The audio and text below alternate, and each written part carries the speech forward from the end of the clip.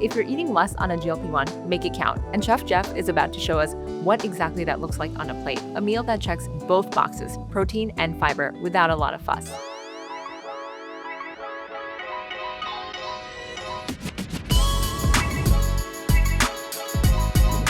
Welcome to Cooking for Wellness. I'm Chef Jeffrey Held with NYU Langone Health.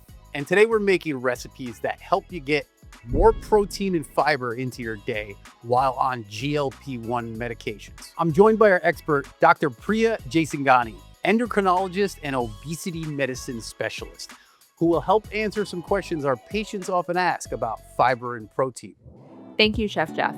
Hi, I'm Dr. Priya Jaisinghani, an endocrinologist and obesity medicine specialist here at NYU Langone Health. GLP-1s are powerful tools, but they work best when paired with thoughtful, intentional nourishment. It's a common myth that individuals think that while they're on GLP-1s that they do not need to eat. It's very important to keep in mind that even though you're on a GLP-1, which may be making you feel satiated, you need to focus on your body's nutritional needs and intentionally have intake of protein, fiber, macronutrients, and micronutrients. Common side effects with GLP-1s include GI side effects such as nausea, vomiting, constipation, and diarrhea. There are a few tips that we can use to combat these side effects. 1, it's important to keep hydrated, so make sure you're having about 8 to 10 glasses of water.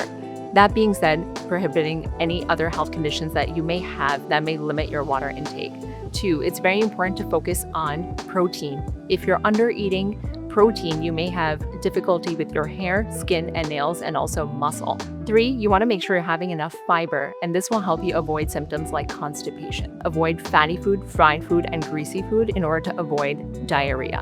It's very important while you're on these GLP-1 medications to meet your protein needs in order to also help preserve your muscle mass while focusing on other things such as strength and resistance training. See your provider for a tailored healthcare plan, including your nutrition. Your nutritional plan should keep in mind your pre-existing health conditions, your goals, and your lifestyle. So if you're eating less on a GLP-1, make it count. And Chef Jeff is about to show us what exactly that looks like on a plate. A meal that checks both boxes, protein and fiber, without a lot of fuss. That's the goal. Big nutrition in a simple dish. Today I'm making a mixed bean salad that's packed with plant protein and fiber, and honestly, it gets even better the next day. Bean season for me is summertime, so I'm always in a good mood. I love beans. So the first thing I did with these is I blanched them. You want to boil water so it's rolling, aggressively boiling. Put a little salt in that water, and the beans go in. They stay in to 2 minutes, and you pull them out, you put them right in ice water. It takes kind of the rawness, softens them up a bit, but it also preserves that brilliant chlorophyll, beautiful green color. I got a tablespoon of red wine vinegar. I have a tablespoon of Dijon mustard, 2 teaspoons of our NYU Langone rooftop honey, and lastly, I have 2 tablespoons of extra virgin olive oil. I'm just gonna whisk that together. I'm gonna set that aside. So I'm gonna take our beans.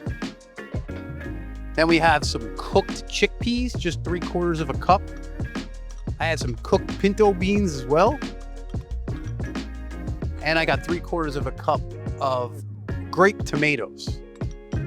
So this is definitely a peak summer style salad, but you could also eat it year round. So when I said that it can almost be better the next day, like once we dress this salad and those beans soak up the dressing overnight, they just get better and better. Fresh black pepper. I think this really makes it pop. I'm gonna add a little bit of kosher salt. I add some toasted hazelnuts. A little bit more protein, a little bit more fiber, and then a little crunch, a little snap. Also, I'm gonna hit some fresh herbs. Take off a little fresh parsley leaf, just a quick slice, and some fresh oregano. I'm using sliced red onions today. So for me, red onions raw they can be very harsh and sulfuric and real pungent. So I give them a quick dunk in ice water. Takes all that real serious punch off the onion, but you're still left with the flavor and the crunch. And I just think it really livens them up and tones down the intensity. But the reason why I didn't want to put them in, I didn't want them to kind of muddy up the salad. So I waited to the very end. I'll go ahead and plate this. It's definitely something you could serve individually or, more of a family style on a platter. So we're gonna take our herbs, and our crunchy toasted hazelnuts. You know, I think I'm gonna give it a little touch of olive oil and that'll be it. Really high fiber, super nutritious beans and peas. I mean, you can't go wrong. That's the mixed bean salad. Simple, satisfying, and built for the way GLP-1 users need to eat. Dr. Jaisinghani, what else should people know about hitting their fiber and protein goals throughout the day? Chef Jeff, that bean salad looks great, and it can be used as a main dish or even a side dish. And this is a great example of how to layer your meals with protein and fiber and make it a center of your focus in nutrition. The USDA-supported 2025 to 2030 Dietary Guidelines for Americans recommends focusing on protein in every meal and targeting about 1.2 to 1.6 grams per kilogram per day of protein. This is higher than the previously recommended minimum dietary guidance. It's easy to add a scoop of protein powder to your overnight oats in order to maximize the protein, and also add in some chia seeds to boost the fiber. You can even add some berries. A public health concern is underconsumption of fiber in the United States.